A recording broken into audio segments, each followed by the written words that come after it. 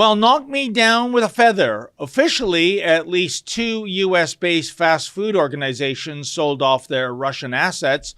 But if you were led to believe that these restaurants were shuttered, well, as you just saw, it's business as usual, given that all of the McDonald's and all of the Starbucks locations in Russia are still open with identical menus, albeit operating under slightly different names.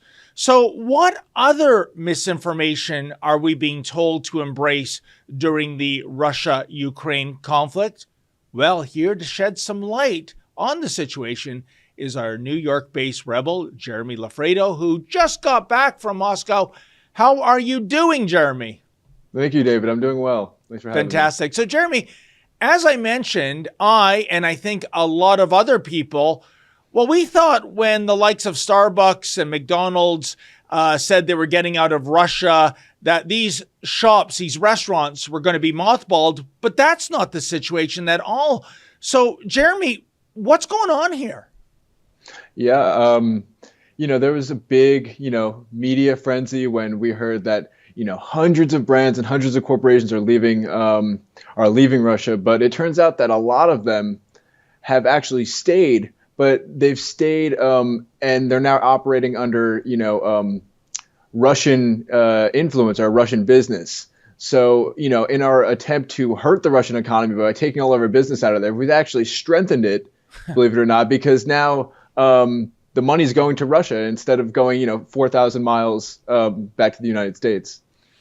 And that is the thing, isn't it, Jeremy? The crux of the matter of these sanctions, so-called, is that we're going to hurt the Russian economy.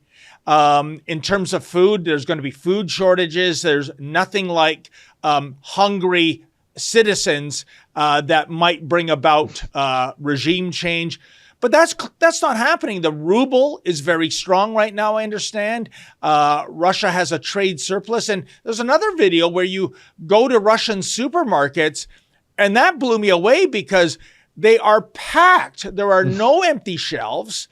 And what's more, the prices compared to what we're paying on this side of the pond look really, really decent to me. So again, why are we being told by the likes of the New York Post, the New York Times and the Washington Post, Jeremy, that we are starving the Russians into defeat? That's clearly not happening. It's not happening. And I mean, it's just, it's simple economics. When you sanction, a country that is a primary exporter and producer of food and energy, you might as well be sanctioning yourself because you're now going to have to pay a lot more money for these things. So, it doesn't take a genius to understand what's going on.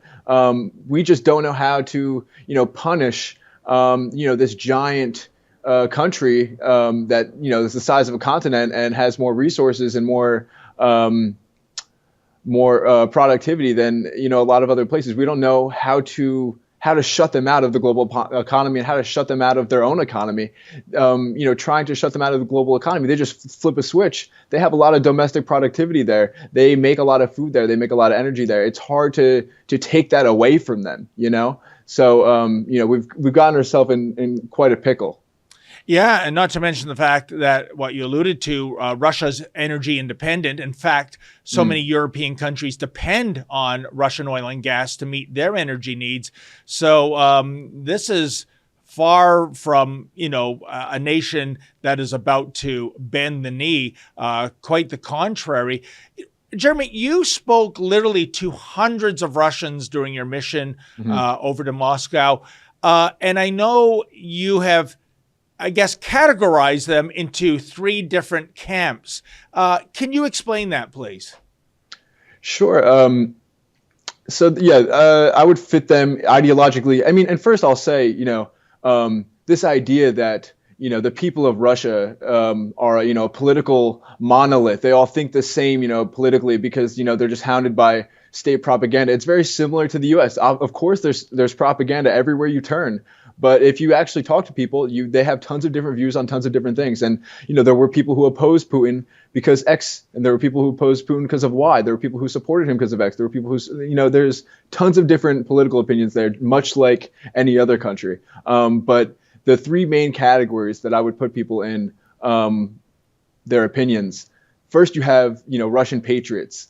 They would call themselves that. They say, I'm willing to sacrifice, the sanctions are affecting, the way that we can send money or receive money from overseas. They're affecting, some of the tech things that we enjoy, like Adobe Premiere or like Netflix or like Spotify. We're willing to sacrifice all of those things because we truly believe that, there are ethnically Russian people in the Donbass region in Ukraine that have been being attacked by their own government since 2014. And it's our responsibility to protect these people. I'm not saying this is what they say. It's our responsibility to protect these people because they're ethnically Russian. They're one of us. So it's our duty as Russians to do this. Then there's another group of people, they're more, maybe you would just say they're liberals. They oppose the war because they oppose the sanctions. And they oppose the sanctions because they're not allowed to take their vacations to Europe, and they're not allowed to receive money from abroad, and they're the things that they like to do. Maybe they like to watch Netflix. The things that they like to do are hampered down, and they're not opposing the war from any revolutionary anti-war moral stance. It's more because they want to go back to the things that they enjoy, which the sanctions have stopped them from enjoying. And then there's another group of people that they're neutral, and they can't even tell that there are any, types of economic warfare being directed towards their country. They go to the grocery store, things are fine. They get gas, things are fine. They don't notice anything, and they're not very political, and so they're neutral. So that's the three. Hey folks, that was an excerpt from my show, Rebel Roundup. Now, to get the full meal deal, why not go to Rebel News Plus, sign up, and never miss a Rebel News Plus show in the future.